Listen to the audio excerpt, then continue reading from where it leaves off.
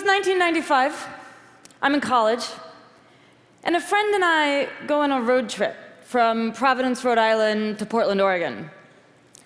And we're young and unemployed, so we do the whole thing on back roads, through state parks and national forests, basically the longest route we can possibly take. And somewhere in the middle of South Dakota, I turn to my friend, and I ask her a question that's been bothering me for 2,000 miles. What's up with the Chinese character I keep seeing by the side of the road? My friend looks at me totally blankly. There's actually a gentleman in the front row who's doing a perfect imitation of her look. And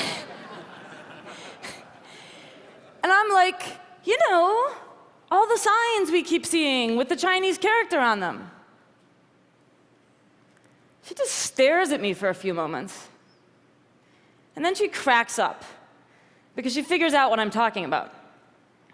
And what I'm talking about is this.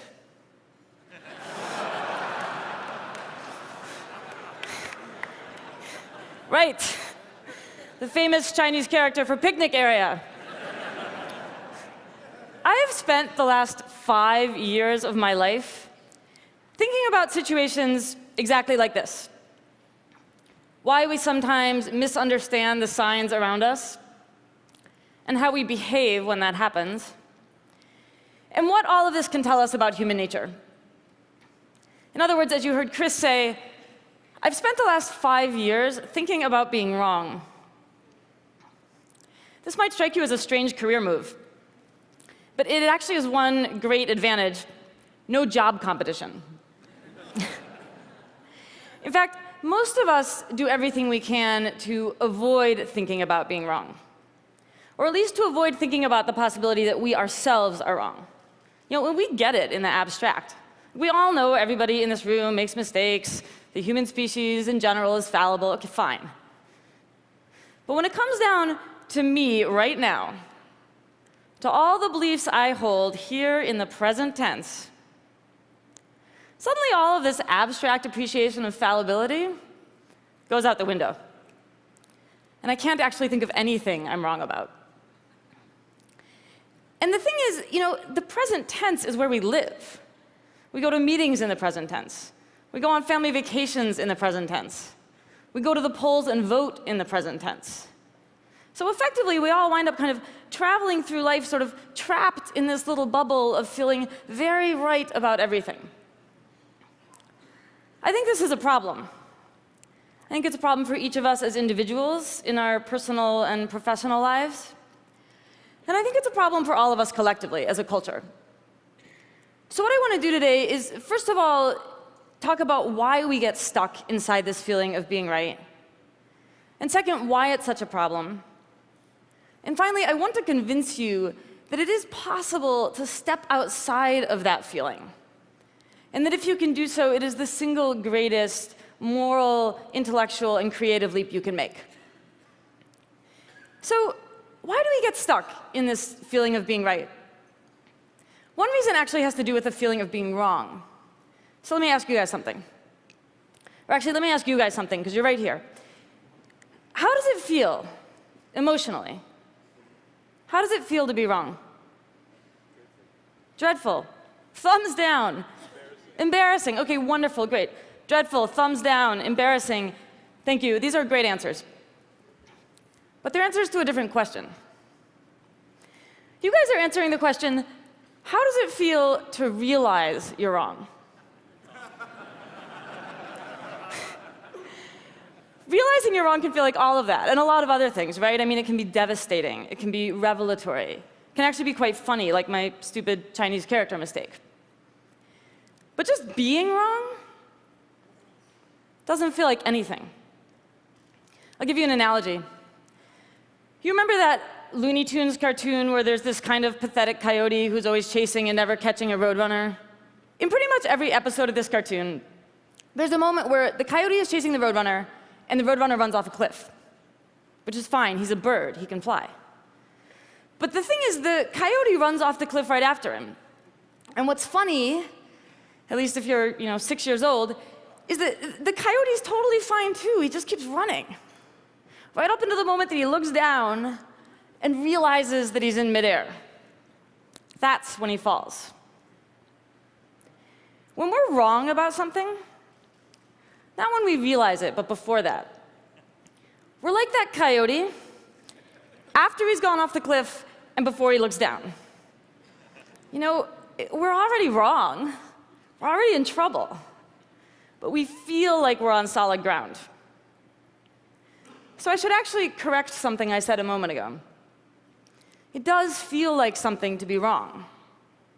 It feels like being right. So this is one reason, a structural reason, why we get stuck inside this feeling of rightness. I call this error blindness. Most of the time, we don't have any kind of internal cue to let us know that we're wrong about something until it's too late. But there's a second reason that we get stuck inside this feeling as well, and this one is cultural. Think back for a moment to elementary school. You're sitting there in class, and your teacher is handing back quiz papers. And one of them looks like this. This is not mine, by the way. So there you are in grade school, and you know exactly what to think about the kid who got this paper. That's the dumb kid, the troublemaker, the one who never does his homework. So by the time you are 9 years old, you've already learned, first of all, that people who get stuff wrong are lazy, irresponsible dimwits. And second of all, that the way to succeed in life is to never make any mistakes. We learn these really bad lessons really well. And a lot of us, and I suspect especially a lot of us in this room, deal with them by just becoming perfect little A students, perfectionists, overachievers. Right, Mr. CFO, astrophysicist, ultramarathoner?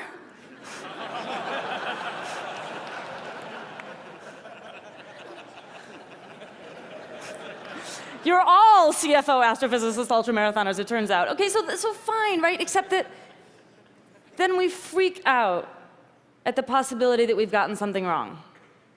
Because according to this, getting something wrong means there's something wrong with us.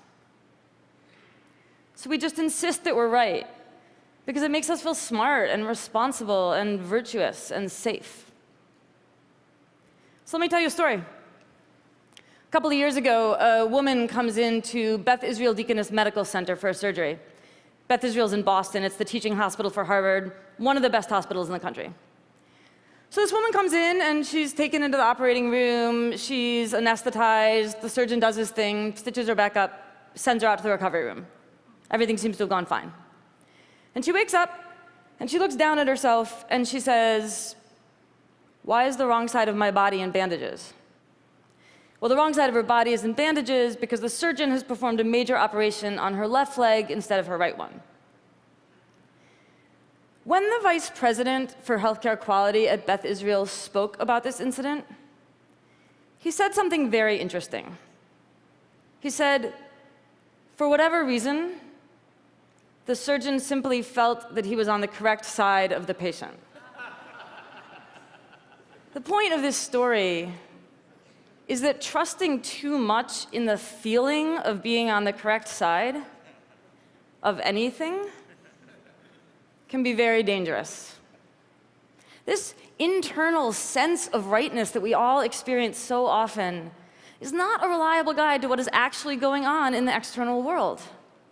And when we act like it is, and we stop entertaining the possibility that we could be wrong, well, that's when we wind up doing things like dumping 200 million gallons of oil into the Gulf of Mexico, or torpedoing the global economy.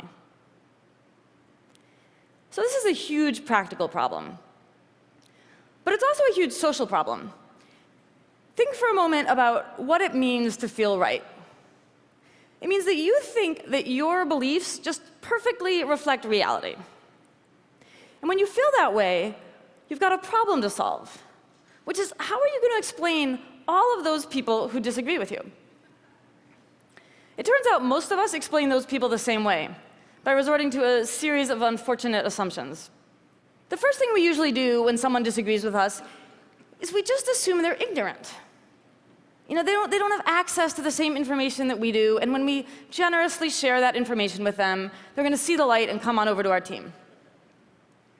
When that doesn't work, when it turns out those people have all the same facts that we do and they still disagree with us, then we move on to a second assumption, which is that they're idiots. They have all the right pieces of the puzzle, and they are too moronic to put them together correctly. And when that doesn't work, when it turns out that people who disagree with us have all the same facts we do and are actually pretty smart, then we move on to a third assumption. They know the truth, and they are deliberately distorting it for their own malevolent purposes. So this is a catastrophe. This attachment to our own rightness keeps us from preventing mistakes when we absolutely need to, and causes us to treat each other terribly. But to me, what's most baffling and most tragic about this is that it misses the whole point of being human.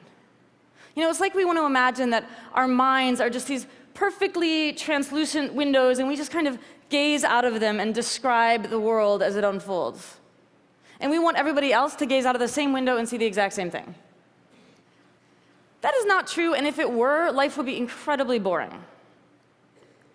The miracle of your mind isn't that you can see the world as it is. It's that you can see the world as it isn't. We can remember the past, and we can think about the future, and we can imagine what it's like to be some other person in some other place. And we all do this a little differently, which is why we can all look up at the same night sky and see this, and also this, and also this. And yeah, it is also why we get things wrong. 1,200 years before Descartes said his famous thing about "I think, therefore I am," this guy, St. Augustine, sat down and wrote "Fallor ergo sum." I err, therefore I am.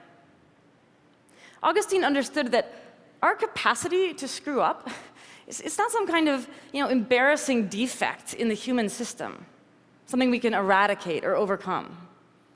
It's totally fundamental to who we are. Because unlike God, we don't really know what's going on out there. And unlike all of the other animals, we are obsessed with trying to figure it out. To me, this obsession is the source and root of all of our productivity and creativity. Last year, for various reasons, I found myself listening to a lot of episodes of the public radio show, This American Life. I'm sure a lot of you know it. And so I'm listening, and at some point, I start feeling like all the stories are about being wrong. And my first thought was, I've lost it. I've become the crazy wrongness lady. I just imagine it everywhere, which has happened. But a couple of months later, I actually had a chance to interview Ira Glass, who's the host of the show. And I mentioned this to him, and he was like, no, actually, that's true. In fact, he says, as a staff, we joke that every single episode of our show has the same crypto theme. And the crypto theme is, I thought this one thing was going to happen, and something else happened instead. And the thing is, says Ira Glass, we need this. We need these moments of surprise and reversal and wrongness to make these stories work. And for the rest of us, as audience members, as listeners, as readers, we eat this stuff up. We love things like plot twists and red herrings and surprise endings. When it comes to our stories, we love being wrong. But our stories are like this because our lives are like this. We think this one thing is going to happen, and something else happens instead. George Bush thought he was going to invade Iraq, find a bunch of weapons of mass destruction, liberate the people, and bring democracy to the Middle East. And something else happened instead. And Hosni Mubarak thought he was going to be the dictator of Egypt for the rest of his life until he got too old or too sick and could pass the reins of power on to his son. And something else happened instead. And maybe you thought you were going to grow up and marry your high school sweetheart and move back to your hometown and raise a bunch of kids together. And something else happened instead. And I have to tell you that I thought I was writing an incredibly nerdy book about a subject everybody hates for an audience that would never materialize. And something else happened instead. I mean, this is life. You know, for good and for ill, we generate these incredible stories about the world around us. And then the world turns around and astonishes us. I mean, no offense, but this entire conference is an unbelievable monument to our capacity to get stuff wrong. We just spent an entire week talking about innovations and advancements and improvements, but you know why we need all of those innovations and advancements and improvements? Because half the stuff that seemed most mind-boggling and world-altering at, TED 1998,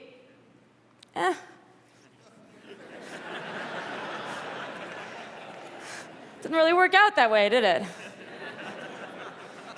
You're like, where's my jetpack, Chris?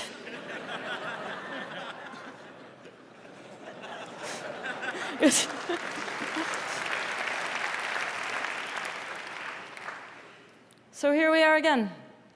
And that's how it goes. We come up with another idea. We tell another story. We hold another conference. The theme of this one, as you guys have now heard 7 million times, is the rediscovery of wonder. And to me, if you really want to rediscover wonder, you need to step outside of that tiny, terrified space of rightness and look around at each other and look out at the vastness and complexity and mystery of the universe and be able to say, wow, I don't know. Maybe I'm wrong. Thank you.